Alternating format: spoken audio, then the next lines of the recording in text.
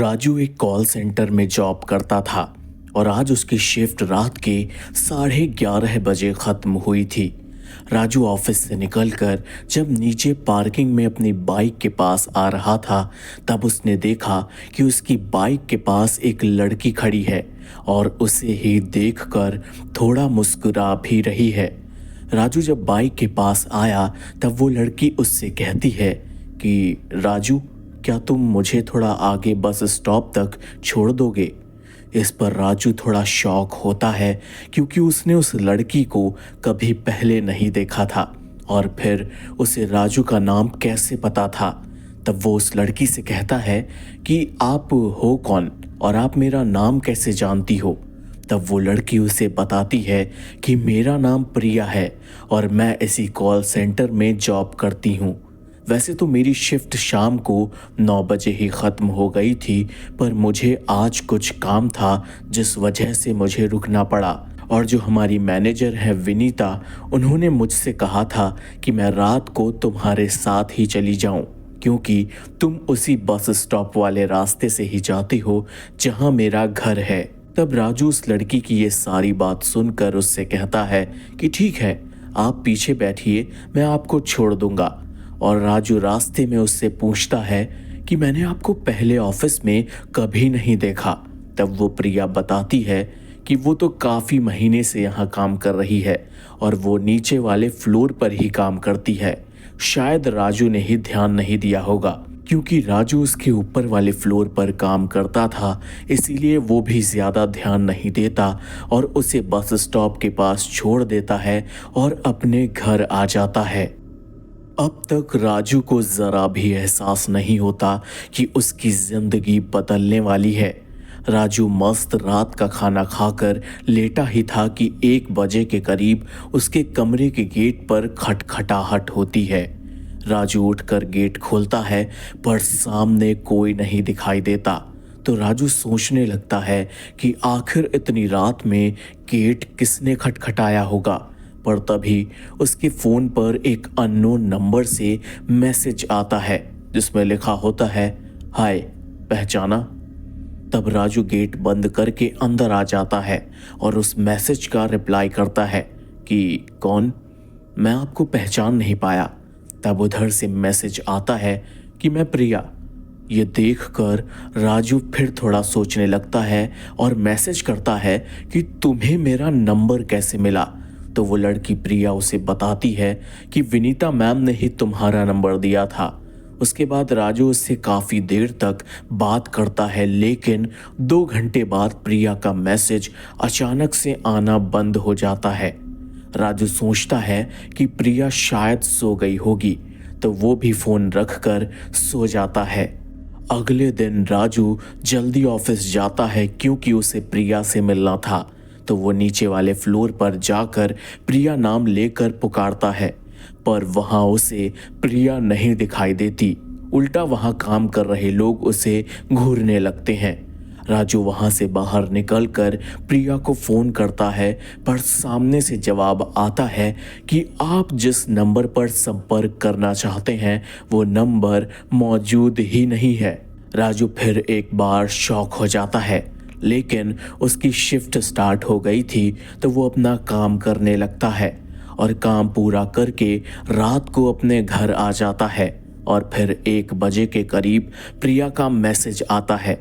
तब राजू उससे पूछता है कि आज वो उसे मिलने नीचे फ्लोर पर गया था, पर उसे वो मिली ही नहीं। इस पर प्रिया उसे बताती है कि वो आज छुट्टी पर थी, इसीलिए आज वो उससे नहीं मिल सकी। फिर राजू उससे कहता है कि उसने उसका फ़ोन भी मिलाया, पर वो बता रहा था कि तुम्हारा नंबर तो चालू ही नहीं है। इस पर प्रिया उससे कहती है कि शायद कोई टेक्निकल प्रॉब्लम की वजह से ऐसा होगा। उसके बाद दोनों काफ़ी रात तक बात करते हैं। अगले कुछ दिनों तक ऐसा ही होता रहा कि राजू उसे ऑफिस में मिलने जाता, पर उसे वो मिलती ही नहीं। पर रात में उसकी बात मैसेज पर होती, पर कुछ दिनों बाद प्रिया का मैसेज भी आना बंद हो गया और राजू जब उसको फ़ोन मिलाता तो वो नंबर गलत है ऐसा बताता था। राजू अपनी मैनेजर विनीता के पास जाता है और कहता है कि मैम, प्रिया का एड्रेस बता सकती हैं क्या आप? तब मैनेजर राजू को घूरती है और कहती है कि कौन प्रिया।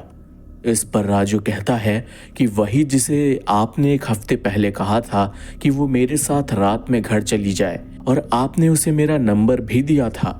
ये सब सुनकर मैनेजर हैरान हो जाती है और राजू से कहती है कि राजू, तुम्हारी तबीयत तो ठीक है ना? कैसी बहकी बहकी बातें कर रहे हो? हमारे यहाँ तो कोई प्रिया नाम की लड़की काम नहीं करती, और ना ही मैंने किसी को तुम्हारा नंबर दिया है। सारी बातें सुनकर राजू अपनी शिफ्ट पूरी करता है और अपने घर आ जाता है। तब वो अपने एक दोस्त को ये सारी बातें बताता है। तब उसका दोस्त कहता है कि वो उसे वो नंबर दे जिस नंबर से प्रिया उसको फ़ोन करती थी। उसका कोई जानने वाला है जो उस नंबर के एड्रेस का पता लगा सकता है। अगले दिन राजू के दोस्त का फ़ोन आता है और वो उसे जो बताता है वो सुनकर राजू के होश उड़ जाते हैं। उसे पता चलता है कि वो नंबर प्रिया नाम की लड़की का ही था, लेकिन 2 साल से वो नंबर बंद है। और तब उसका दोस्त उसे एड्रेस भी देता है जहां से प्रिया का नंबर रजिस्टर्ड था। राजू फौरन रात में ही अपनी बाइक निकालकर उस एड्रेस पर जाने लगता है। तब उसे ऐसा महसूस होता है कि उसके पीछे बाइक पर कोई बैठा है। राजू पीछे पलटता है और तुरंत वो ब्रेक लगाता है। उसका शरीर पूरा ठंडा पड़ जाता है क्योंकि पीछे बाइक पर प्रिया बैठी थी और एक अजीब सी हंसी हंस रही थी। राजू गाड़ी छोड़कर भागने ही वाला था कि वो लड़की गायब हो जाती है। राजू थोड़ी हिम्मत जुटाता है और सोचता है कि वो उस एड्रेस पर ज़रूर जाएगा। वो गाड़ी स्टार्ट करता है और आगे बढ़ता है कि उसे फिर आवाज़ आने लगती है जो कहती है कि राजू मेरी मदद करो। पर इस बार राजू सीधे गाड़ी भगाए जा रहा था। थोड़ी देर बाद वो उस एड्रेस पर पहुंचता है पर वहां अब कोई नहीं रहता था। राजू आसपास प्रिया के बारे में पता करने लगता है पर तभी एक आदमी उसे मिलता है जो उसे बताता है कि 2 साल पहले प्रिया और उसके भाई यहाँ रहते थे, लेकिन एक दिन उनका बस स्टॉप के पास एक्सीडेंट हो जाता है जिसमें प्रिया तो वहीं ख़त्म हो जाती है पर उसके भाई का क्या होता है ये पता नहीं चल पाता। तब राजू को याद आता है कि 2 साल पहले जब वो एक्सीडेंट हुआ था तब घायल हुई लड़की ने उससे मदद मांगी थी, पर वो वहाँ से बिना मदद किए चला जाता है। शायद वो लड़की प्रिया ही थी। राजू वहाँ से अपने घर आने लगता है। तभी रोड के बीचों बीच राजू को वो लड़की खड़ी दिखती है।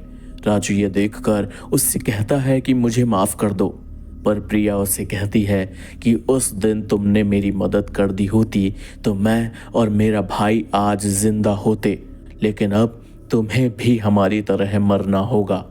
राजू की समझ नहीं आता वो क्या करे, पर वो भगवान का नाम लेता है और वहाँ से गाड़ी भगा देता है। किसी तरह से वो रूम पर वापस आता है और फिर उसे प्रिया वाले नंबर से वापस फ़ोन आने लगता है। उसके बाद राजू तुरंत रात में ही वो फ़ोन फेंक कर कॉल सेंटर की नौकरी छोड़कर अपने गांव वापस निकल जाता है, जिस वजह से उसकी जान बच जाती है। तो दोस्तों, अगर आपको ये कहानी अच्छी लगी हो तो इस वीडियो को लाइक करिएगा। हम मिलते हैं आपसे अगली स्टोरी में।